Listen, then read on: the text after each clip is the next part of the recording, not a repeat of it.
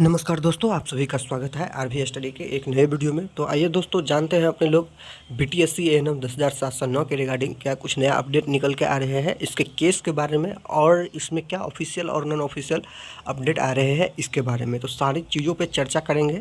Video शुरू करने से पहले जितने भी मेरे एएनएम के ब्रदर एंड सिस्टर हैं और मेरे न्यू व्यूअर हैं, प्लीज़ आप चैनल को ज़रूर सब्सक्राइब कर लें, क्योंकि आप जानते देखिएगा कि जितने भी लोग वीडियो देखते हैं 5% लोग भी चैनल सब्सक्राइब नहीं करते हैं। तो प्लीज़ चैनल को सब्सक्राइब कर ले और यहाँ पे आपको सारी जानकारी मिलेगी स्वास्थ्य विभाग से रिलेटेड। अगर कोई भी वैकेंसी निकल के आती है या बीटीएससी एएनएम 10,709 में कोई ऑफिशियल या नॉन ऑफिशियल जो है यहाँ पे अपडेट होते हैं। तो देखिए दोस्तों, मैंने आपको अपने पिछले वीडियो में सारी बातें जो इस पर हुई थी बीटीएससी एएनएम 10,709 के रिगार्डिंग, चाहे वो सुप्रीम कोर्ट हो और चाहे वो तीनों पक्षों के द्वारा हो, बिहार सरकार हो और यहाँ पे आपका संविदा वाले हो गए, चाहे सीबीटी क्वालिफाइड वाले स्टूडेंट हो गए हैं, जिनमें मैं सारी बातें आप लोगों को बता चुका हूँ कि किस किस को अभी बिहार सरकार ने जवाब मांगा है। पहले सुप्रीम कोर्ट ने जवाब मांगा है, पहले बिहार सरकार से मांगा गया था, अब संविदा वालों से मांगा गया है। ठीक है, हो अगली बार ये हो कि सीबीटी क्वालिफाइड वालों से भी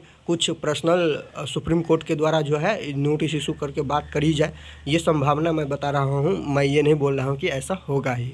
ठीक है, तो सारी कड़ियों को जो है सुप्रीम कोर्ट आपस में जोड़ रही है और इसको जोड़ने के बाद जो कुछ भी निष्कर्ष निकलेंगे उनके हिसाब से ही जो है आपको यहाँ पे जजमेंट देखने के लिए मिलेंगे। ठीक है दोस्तों, तो ये सारी बातों का चर्चा मैंने आपको कल कर दिया था। ठीक अभी मैं आप लोगों के लिए कुछ बातों का चर्चा करने आया हूँ, चाहे वो सीबीटी क्वालिफाइड स्टूडेंट हो, चाहे यहाँ पे संविदा वाले स्टूडेंट हो। देखिए अभी जो है ये केस जो है बहुत ही क्रिटिकल सिचुएशन में पहुंच चुकी है। बहुत ही दो तीन हेयरिंग हो चुकी है।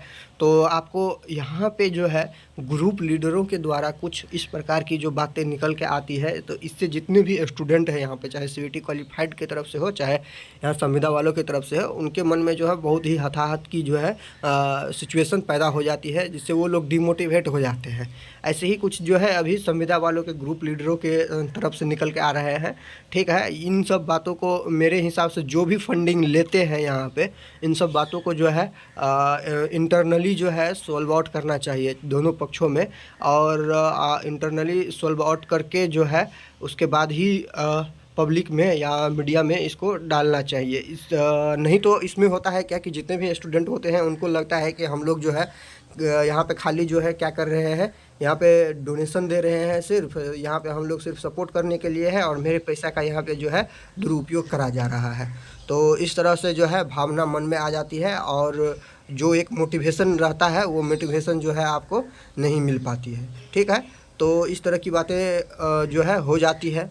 तो यहाँ पे मैं आपको बताते चलूँ कि संविदा वालों की तरफ से जो है उनके ग्रुप लीडर में कुछ इसी प्रकार की बातें देखने के लिए मिल रहे हैं। ठीक है, जो पहले के जो ग्रुप लीडर है यहाँ पे आप जानते होंगे कि अर्चना कुमारी जो मेन रिस्पोंडेंट बनाया है, उनके द्वारा जो है कुछ इस तरह की टिप्पणियाँ की जा रही है। और यहाँ पे बात ये भी अब निकल के आ रही है क्योंकि सुप्रीम कोर्ट ने नोटिस उन्हीं को इशू किया है कि जवाब मांगा है, और वो आपको पता है कि क्वालिफाइड भी है और वो संविदा वालों की तरफ से भी लड़ रही हैं।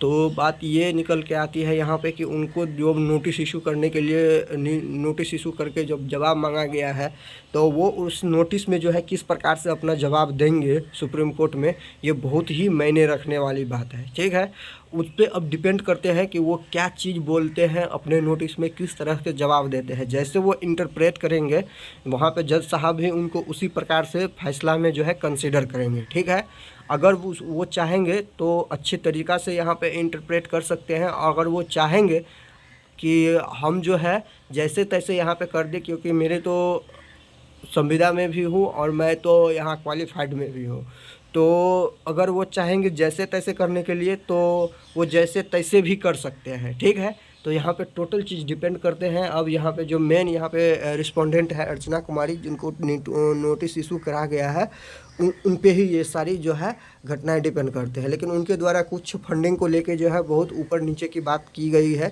तो ये सब बातें मैं आपको डिटेल्स में घुस के नहीं बता रहा हूँ, क्योंकि ये सब बातें जितना जल्दी सॉर्ट आउट हो जाएगी उतनी ही बेहतर रहेगी सभी स्टूडेंटों के लिए, जो भी संविदा वाले स्टूडेंट हैं। क्योंकि सारे के सारे लोग ने फंडिंग किया है और फंडिंग करने के बाद जब लास्ट में ऐसी होती है तो बहुत दुख होता है। चाहे वो सीबीटी क्वालिफाइड स्टूडेंटों के बीच में ही क्यों न हो, कि उस बीच में जो है उन लोगों को भी 2-3 ग्रुप बढ़ चुके थे और उसमें वो लोग भी फंडिंग कर रहे थे, और फंडिंग करने के बाद जो है बाद में पता चल रहा था कि ऐसे ऐसे हो रहा है, कि मैंने जिस पे भरोसा किया वही जो है अब दूसरा रास्ता पकड़ लिए हैं। तो ये इसमें बहुत परेशानी होती है। कि इनको परेशानी होती है, यहाँ पे स्टूडेंटों को परेशानी होती है कि वो किस पे भरोसा करे और किस पे भरोसा नहीं करे, जो बाद में लोग ऐसे करते हैं।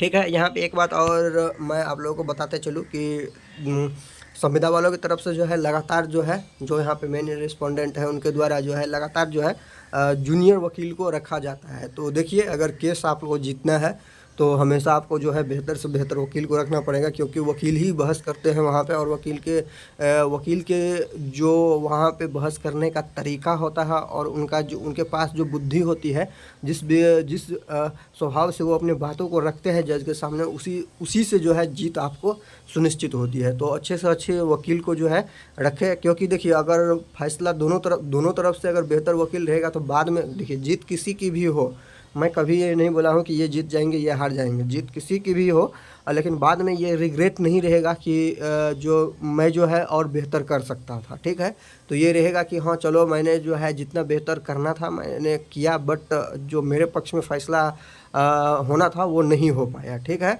तो ये रिग्रेट बाद में नहीं रहेंगे।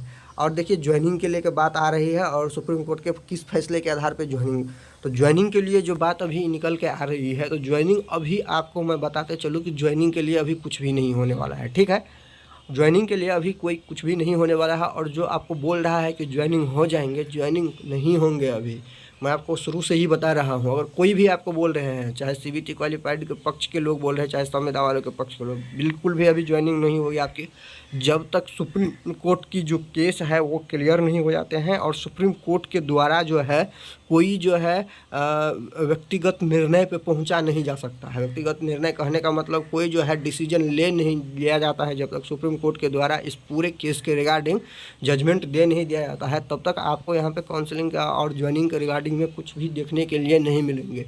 क्योंकि ये सारी घटनाएं जब भी होगी, जब भी ये यहाँ पे ऑर्डर आ जाएंगे सुप्रीम कोर्ट के, तुरंत आपको जो है बीटीएससी का ऑफिशियल वेबसाइट पे ये इस घटनाओं के रिगार्डिंग जो है सारे नोटिस देखने के लिए तुरंत मिलेंगे।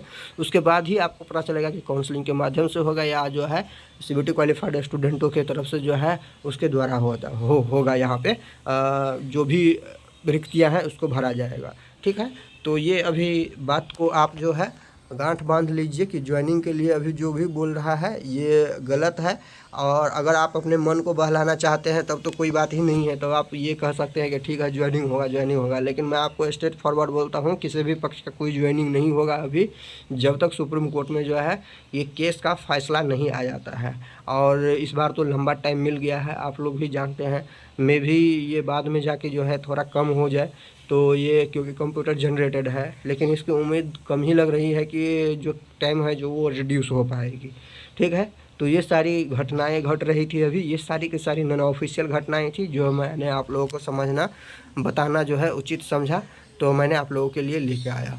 तो अभी के लिए इतना ही रखते हैं और फिर से मिलते हैं नए वीडियो में नई जानकारी के साथ। तब तक के लिए आप सभी का धन्यवाद।